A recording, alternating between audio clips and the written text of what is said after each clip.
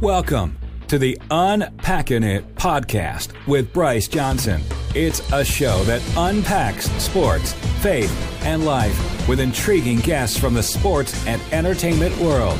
Enjoy inspiring conversations and thought-provoking interviews. You'll hear stories from people that will inspire, challenge, and encourage you. Now, from the Unpacking It studios in Charlotte, North Carolina, uniting sports fans everywhere, here is Bryce Johnson. Welcome to the Unpacking It podcast. I'm Bryce Johnson, and we are back. It's our first show of 2020, and man, I am fired up to relaunch the Unpacking It podcast, and we have a kind of new format, a new schedule that we'll be implementing here in 2020, and told you a little bit about that at the end of last year, and now it's time to unleash and release the new Unpacking It podcast. And so we will continue to unpack faith, sports, and life.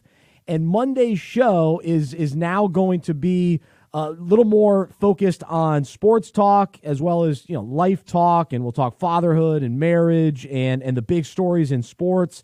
But we'll be focused, more on big picture sports topics. We'll discuss the games that took place the previous weekend as well. Plus, we'll do our Unpack This segment at the end of each show. And most weeks, I'll be joined by a co-host, hopefully in studio as well.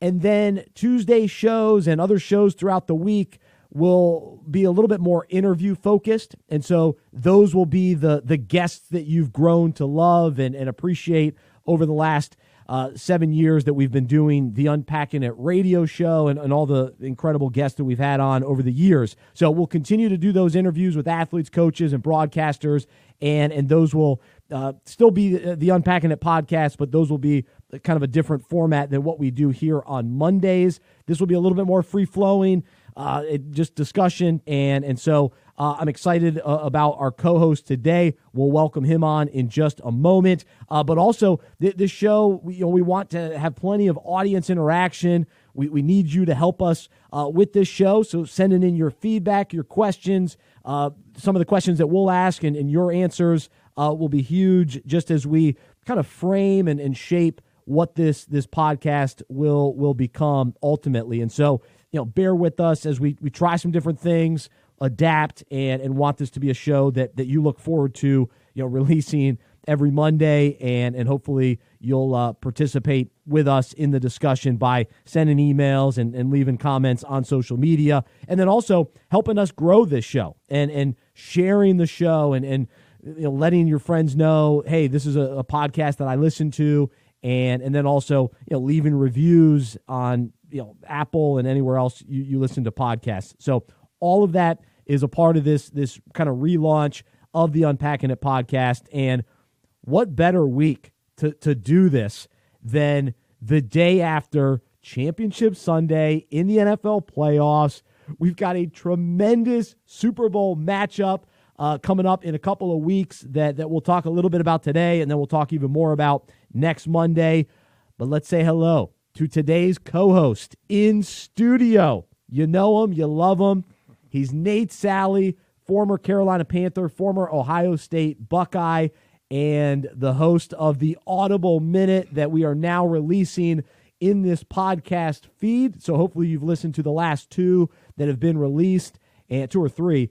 And Nate is with us today. Nate, how are you, man? I'm doing great. Glad to be here, man. It's an honor. I appreciate it. Always glad to be here. Man, well, we're psyched to do this with you, and of course you've been a part of Unpacking It for the last couple of years, and man, doing the Audible Minutes, and normally that was on our ESPN Charlotte show, and so we're transitioning that show as well to be a podcast, and so we're still going to do a local Charlotte show in the weeks to come as well. So be listening or keeping up with us for that as well. But this show, this is the national show. This is our national podcast. And so Nate's with us to talk about championship weekend. And so I guess the first question, your initial response to now seeing the Super Bowl matchup, Chiefs 49ers, what do you think? I love it, man. I think that it's one of those, I don't know if it's want to say few years, but one of the years where you can say clearly the two best teams throughout the entire year are playing each other. Obviously, the Ravens may have something to say about that, but ultimately, these have been two of the best teams. And to see the Chiefs, where they honestly were an offsides penalty away from being in the big game last year, it seemed, and to see them bounce back and Andy Reid to get to the Super Bowl, I think is awesome. But I love this matchup. I think that these are two powerhouses, two titans going against each other, and it's going to be an awesome battle. So I'm excited. Yeah, so I'm very neutral about the matchup when it comes to kind of my fandom, but I do lean toward the Chiefs in this one. I like Patrick Mahomes a lot. I'm starting to like him more and more, and even during the season when there was a discussion of whose side are you on, like Deshaun Watson, Patrick Mahomes, Lamar Jackson, some of the up and coming quarterbacks. Deshaun Watson has been my favorite over the years. I still probably lean toward him. But, man, Patrick Mahomes is just so likable, and the way that he plays is so fun to watch. Yeah. And he truly is just such a unique passer. Yeah. And his ability to throw the deep ball and just the way he throws is so special and unique. But the thing is, we've seen this the last couple of years. Yeah. And what I appreciate about the Chiefs is they've been inching closer and closer to now. All right, they've broken through. They're in the Super Bowl. And like you say, they were one of the top teams all year, but they struggled with injuries. And really, the only time the 49ers struggled this year was when they were banged up, and their defense was banged up. But other than that, from start to finish, the 49ers had an incredible season. Most definitely. They were the team to beat. When I think they were 8-9-0 at one point, and it was like, this 49ers team, you don't see any flaws. Yeah. And now we're seeing it play out. So. Yeah, definitely. It's one of those things, too, where as the season was going on, like people were almost waiting to see the 49ers flop. Like, oh, do I really believe in Garoppolo, or are they really this good? And they're showing people week after week after week that we are this dominant. So, and then Mahomes, man, he's special. He has that it factor, that confidence where he's very confident but not too cocky where it's annoying. You know what I mean? I agree. And it's to see that, even that play that he made yesterday, running down the sideline, giving the guy the hesitation and spin move and all that stuff. It's to have that and to be able to throw the ball the way he can. It's very dynamic. So I think he's definitely making his move. Like, he's arguably, if not the best quarterback in the league, because he has everything that you can ask for.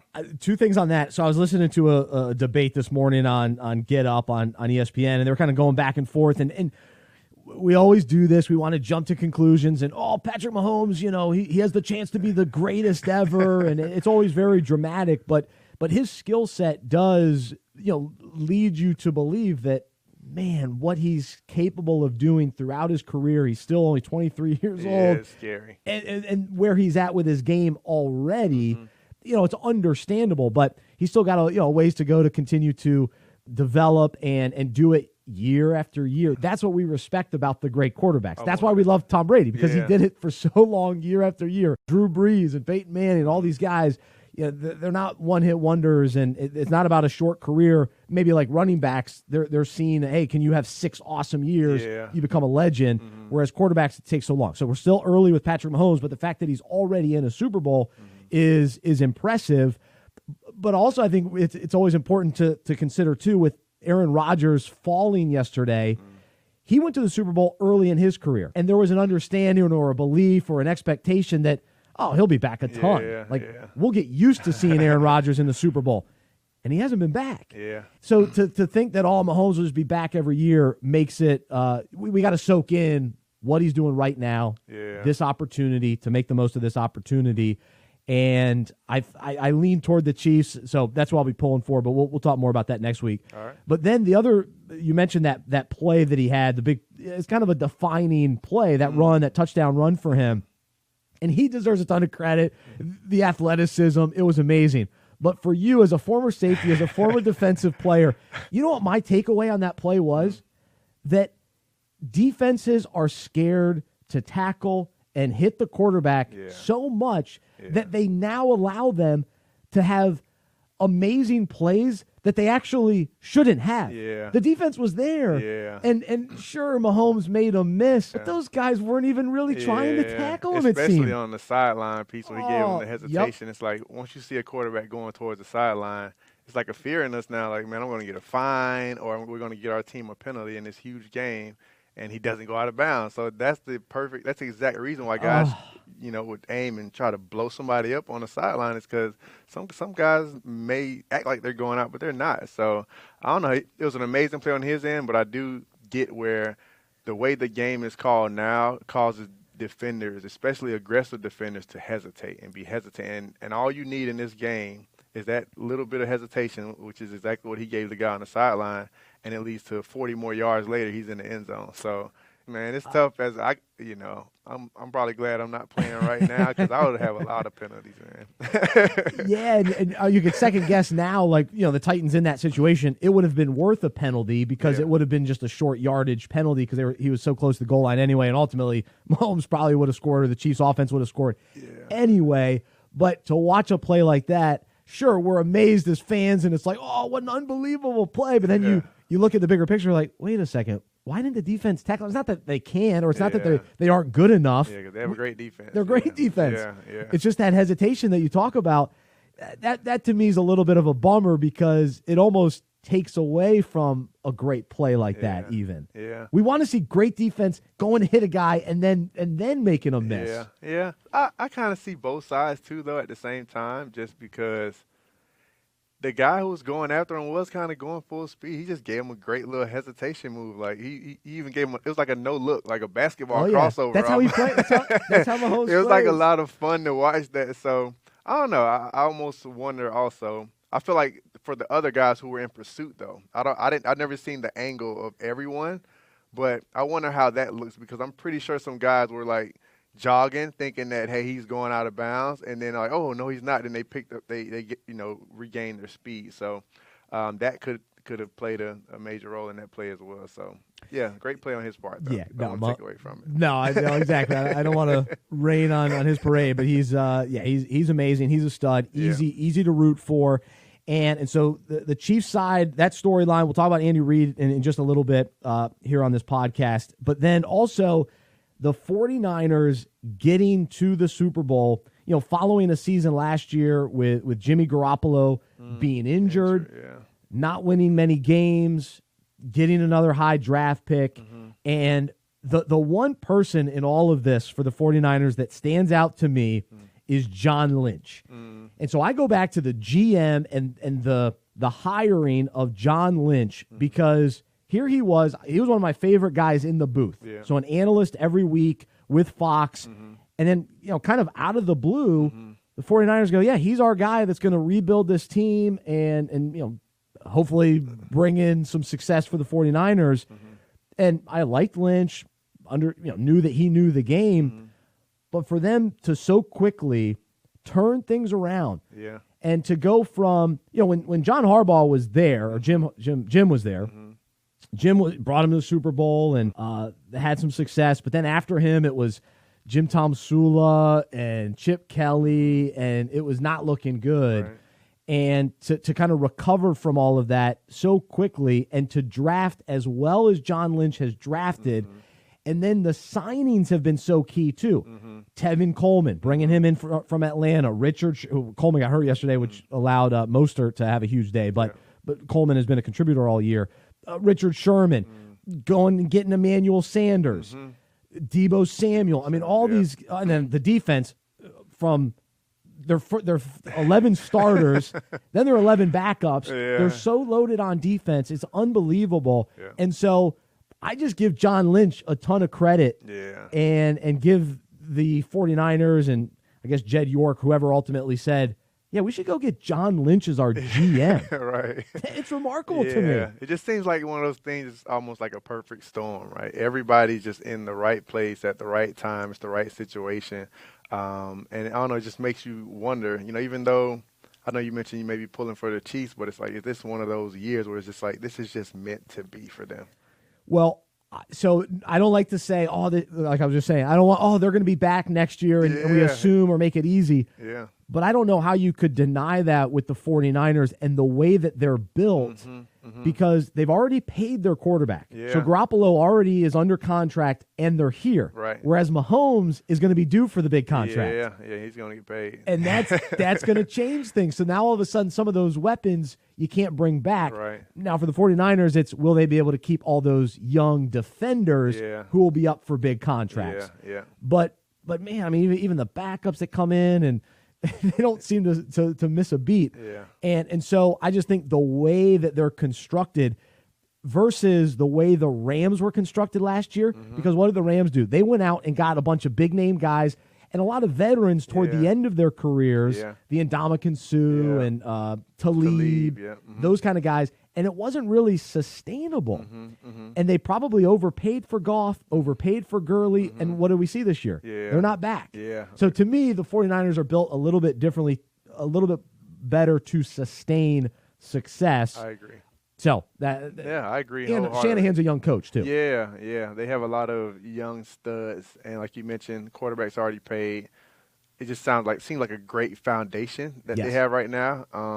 And they're just starting to see success again. And I'm pretty sure they all kind of feel it like, hey, we can really have something here. And I'm pretty sure the Chiefs feel the same way, though. But obviously they have some more contract things that will be coming up in the near future. Yeah.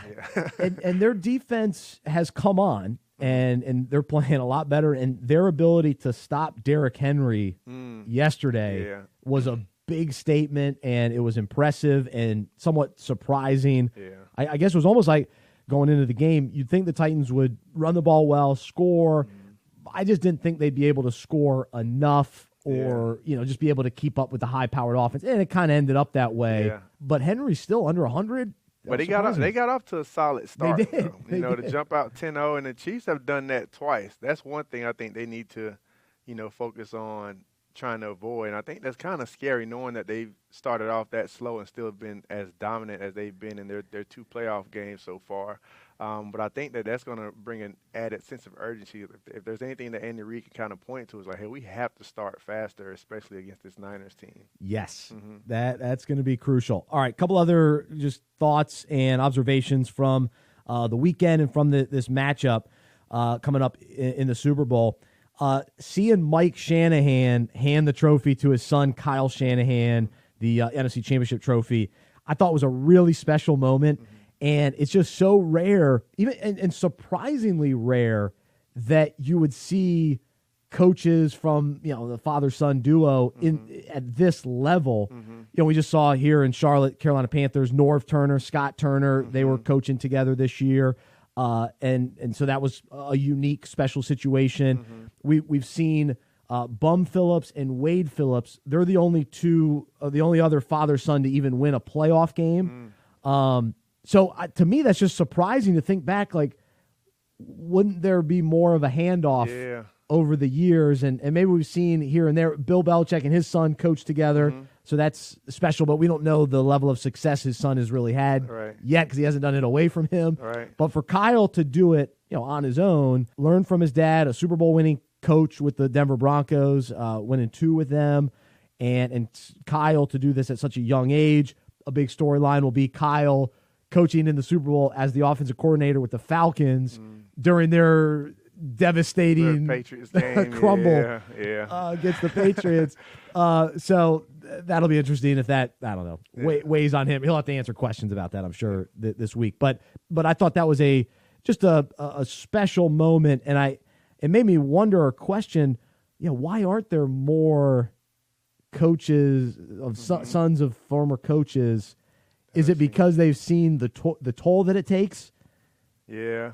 Is it one of those things that's hard to pass down? You got it or you don't as a head coach or have those qualities? I think it's all of those things, man. I think that, like you mentioned, the dad or the coach is away from his family a lot. Yeah. So, some kids may grow up and they despise coaching. They don't even want to touch it. And then others embrace it and just say, hey, this is a part of who I am. Like, my dad is a stud coach. I'm born to do this. Some people embrace that. So I think we see that on the athletic side too, right? So you look at, I look at like LeBron and his son or D Wade and his boys. Like, they all they all seem to embrace the fact that, like, my dad's King James, and I'm going to step up and go out here and show out and represent our family name. So I think that, I don't know, it's tough. It's tough to gauge, what decides, whether, or what's the deciding factor when it comes to the son of a coach becoming a coach, or the son of a player becoming a player, or if they go away from it or not. I'm not sure how to. Yeah. You figure like Bobby Bowden, his kids, two or three of his sons coached, not to the level of success that he had on the college level, but that name comes to mind. The Shulas. Everyone in their family. I even played high school ball with Oh, did you? With their grandson, who was a quarterback for us, and like he's coaching. Like everybody coaches in that family. So and Mike Shula, he's still hanging around. I believe so. I know he was with the Panthers for a little bit, and then with the Giants. But yeah. So if anybody listening, if you can think of another coaching tree from a family, that's all that came to mind or that I've heard so far. So I'm sure that'll be an interesting storyline this week as well, or the next couple of weeks. The one other big topic following the games is Aaron Rodgers and the Packers losing. Nobody expected the Titans to get as far as they did. Yeah. Them losing yesterday wasn't surprising. Yeah. They overachieved. I think they can feel pretty confident with what they were able to do. The big thing for them, will Tannehill return? Will Derrick Henry return? Both are free agents, and so that'll be, they'll have to make those decisions on both sides. But with Aaron Rodgers, it goes back to, can they return this far into the playoffs? He's getting older. Was this their last chance? And my hesitation, I love Aaron Rodgers. I think he's awesome. He's been on my fantasy team, my dynasty league for 10 years. But he hasn't been putting up as big of numbers over the years, even though he played well yesterday. He put up good numbers yesterday, but he didn't necessarily play great, and even the yardage, it wasn't leading to touchdowns and that kind of thing. I've already heard the excuses from Packers fans. Oh, we need a number 2 receiver. But come on, you got Devontae Adams, you got Aaron Jones. Jimmy Graham may not be an elite tight end anymore, but he's still solid. He's still got some game. Maybe the offensive line is a key issue for them. But like I was saying earlier with the 49ers, I just think the 49ers, they know how to beat Aaron Rodgers. I think they're 3-0 against them. So I'm not confident that, the Packers will get back next year. I'm just not. Yeah, just like what we were discussing earlier, you're not sure if they're built, to sustain that success that they had this year. So it's going to be interesting to see. Aaron Rodgers is going to, come back and fight hard and still be a respectable quarterback, if not, one of the top 5 in the league. But you don't know if the weapons around him or if he's in a situation where they're going to be able to do that again. So that's what makes the new season is exciting every year, because everybody starts off with a chance, and we'll see where they take it from there. That's right. And I think Matt LaFleur had a great season. The change allowed them to just play differently, play better, and I think the coaching staff he put together got more out of the defense. And so he's got to prove, though, that it's sustainable, his style of coaching and that kind of thing. We'll see coaching changes, sometimes even midseason, and all of a sudden a team finishes really well, like we saw last year with Cleveland and Freddie Kitchens. But his style wasn't going to work long term. Gotcha. So with LaFleur, he comes in, he's different than Mike McCarthy. McCarthy had been there so long. It's a great change. But I think LaFleur still has something to prove. So I'm just not as confident to say today, Green Bay will be back next year. Or they'll get to the Super Bowl next year. Yeah. I'm a little more hesitant in that regard. Yeah. One final thing. All 4 quarterbacks yesterday in the championship game were former backups. Yeah. And so I just thought that was intriguing. You figure Aaron Rodgers started his career behind Brett Favre, waiting for his opportunity. Patrick Mahomes, I think he only waited a year behind Alex Smith. But in today's world, normally we see Sam Darnold out there day one, Kyle Murray, all these guys come in and they play right. Baker Mayfield, I guess he waited just a little bit behind Tyrod Taylor. But a lot of times we see these young quarterbacks come in and play right away. Right. And Mahomes at least waited a year. Then Ryan Tannehill coming in this season as the backup behind Mariota. They make that change. He then carries his team to the AFC Championship game. And then, who am I missing? Mahomes. Jimmy Garoppolo, of course, behind Tom Brady. Tom Brady, yep. And then getting his opportunity in San Francisco. So I thought that was kind of a unique aspect to the 4 quarterbacks playing yesterday. So we never know who's backing up somewhere in the NFL going to get their chance. Yeah. I think it shows the power of adversity, man. That's it. Absolutely. And what that does for you, it builds a different muscle in you, man, and creates some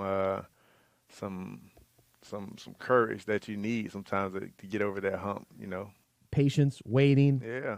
Tom Brady was a backup. That's it. I was watching the special. Yesterday on Outside the or Saturday. I recorded it, but anyway, it was the Drew Bledsoe story. That one hit led to Tom Brady. Changed everything. It's just crazy. So who knows who that next backup quarterback is that might get that chance. And I think it also speaks to, you don't always have to rush these quarterbacks in. Give Sam Darnold some time to develop. Give some of these guys, they throw them in, and it just, some are ready, but not all of them, and it's okay that you aren't ready. Yeah. Give it some time. I think it's tough, though, because you don't know until you know, right? So that's true. Some of these guys who come out and, come out blazing, you didn't know that, you hope that they would do that. And then other situations where you thought they would and they don't, it's tough to gauge that. You draft someone that high, the moment the starter makes a mistake, they're going to want that person put into the game. The fans are going to want it. Everyone's going to want it. So especially when they're top pick. Yeah, top pick. So it's challenging. Yep. All right. So we'll wrap up with this final thought today, and each week on the show we'll discuss faith, and a lot of times I'll share and unpack this thought, which each day we write a devotional, Monday through Friday. We send it out through email. If you aren't subscribed, be sure to subscribe. Go to unpackingit.com. It's a quick thought about sports, faith, and life. I take a current sports story related to the Bible. And so today I wrote about Andy Reid getting to the Super Bowl, but the story surrounding him, even going into the game against Tennessee, was this idea that he's been a tremendous coach for so long. He's been a head coach since 1999. Wow. Now, he got fired in Philadelphia, but he got picked up pretty quickly. Picked up. So he didn't skip a beat. He went right to Kansas City. And in Kansas City, he hasn't had a losing season. Hasn't had a losing season. And since 2006, he hasn't had a losing season. Wow. So he's been such an incredible coach. But what have we said? He's a great coach, but he hasn't won a Super Bowl. Mm-hmm. He's been around so long. He's well-liked. He's well-respected. It's time for him to get a Super Bowl win. Yeah. And so what it made me think about is, just from a life perspective, there are, anybody listening and me in my own life, we've been given gifts, opportunities, and ways to succeed, or ways to honor God, or ways to utilize those gifts and opportunities. And something's holding us back, where people might look in and go, man, why hasn't he taken that step yet? Mm-hmm. I know he's capable of it. Why hasn't he done it? Mm-hmm. And people are cheering for us. They want to see us go for it and take that next step and get over the hump and not allow the hurdles to hold us back. Because for so long we talked about Andy Reid, and it was some of those playoff decisions and some of the play calls, and come on, Andy, you got to know how to manage the game clock in those key situations. We know you're a great coach. We know you can win a Super Bowl. It's in you. Yeah. We want to see it. Yeah, definitely. And so I think that for a lot of us, there is something in us that we can accomplish, or steps that we need to take, that we've got to remove the hurdles and go for it. It's time. It's been too long. We've waited long enough. And then when I take it a step further and I look at the spiritual side of things, I just started thinking about the verse in Hebrews 5, where it says, you have been believers so long now that you ought to be teaching others. Instead, you need someone to teach you, again, the basic things about God's word. You are like babies who need milk and cannot eat solid food. For someone who lives on milk is still an infant and doesn't know how to do what is right. Solid food is for those who are mature, who through training have the skill to recognize the difference between right and wrong. And so I think for many of us, we've known God for a long time. We've been in the church for a long time, and we just haven't grown. We haven't. There hasn't been the maturity. We haven't taken the steps to to teach and to be a mentor, to help disciple others, to serve in certain ways, to go on the mission trip, or to be a Sunday school teacher, or lead a life group, or whatever it may be. But it's time to take the next step. Yeah. To be a true, Super Bowl champion of faith, and to no longer say, man, we're underachieving or underutilizing the gifts and the experiences that we've had, and we've got to remove any hindrance that's holding us back from true maturity, from really understanding God's word, in a deeper way. Yeah, I love it. I think a big thing when you think about Andy Reid and just our lives in general is, what do you believe about you, and what do you believe God has put you here for, right? So in his situation, we can want it for him as much as possible. Like, I know you're a great coach, you can do it, but it's what's going on up here and what's in his mind. So to see since 1999, that's a long time, man. And to be in the Super Bowl now, again, I think this may be his second time as a head coach now. 15 years in between. So that's, so many stories in the Bible where you just persistence, and remaining consistent in your actions. That's what he's done. Although he may have fallen short, he still keeps coming back to the drawing board and still is winning at a high level. So I think that it's something to be said about that part as well, where, we can't let those moments define us. He still believes he's a Super Bowl championship type of coach, and that's why he's back here again.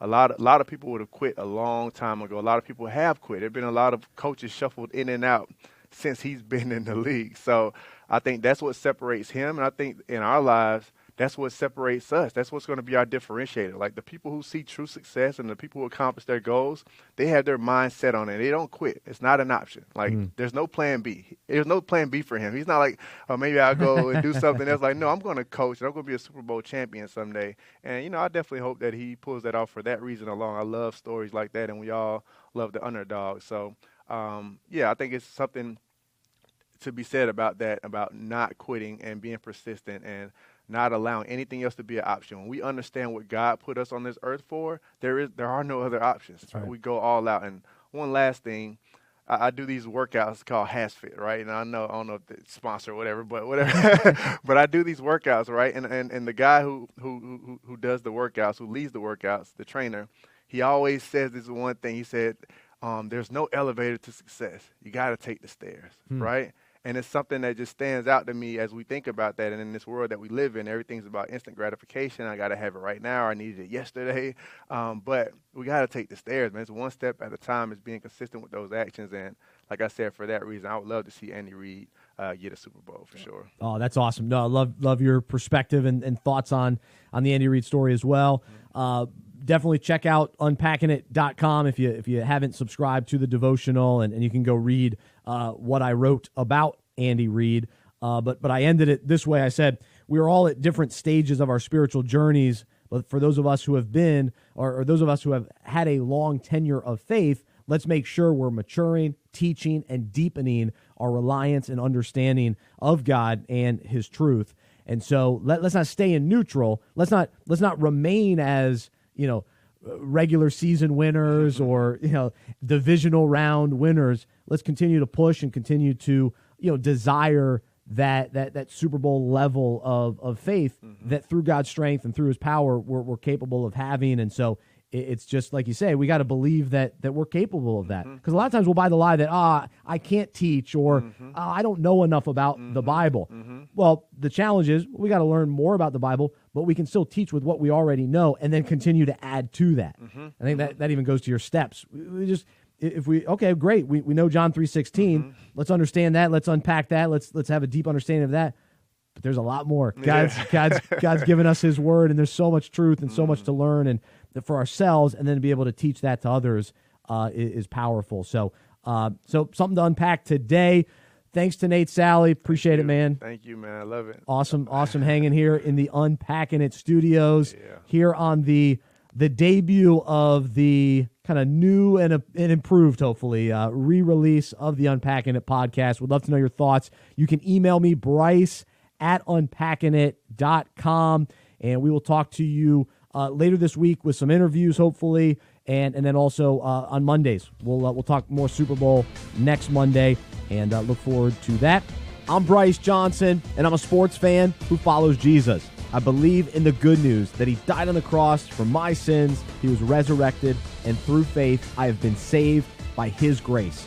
I hope that is true for you as well, and I hope you'll join me as we live life as sports fans who follow Jesus together. Have a wonderful week. This has been the Unpacking It Podcast. For more information about the show, our events, and other resources, visit unpackinit.com. That's unpackinit.com. We hope you are encouraged, inspired, and challenged by what you heard today. To support our show and Unpacking It Ministries with a financial gift, visit unpackinit.com/donate. We look forward to unpacking sports, faith, and life with you again next week.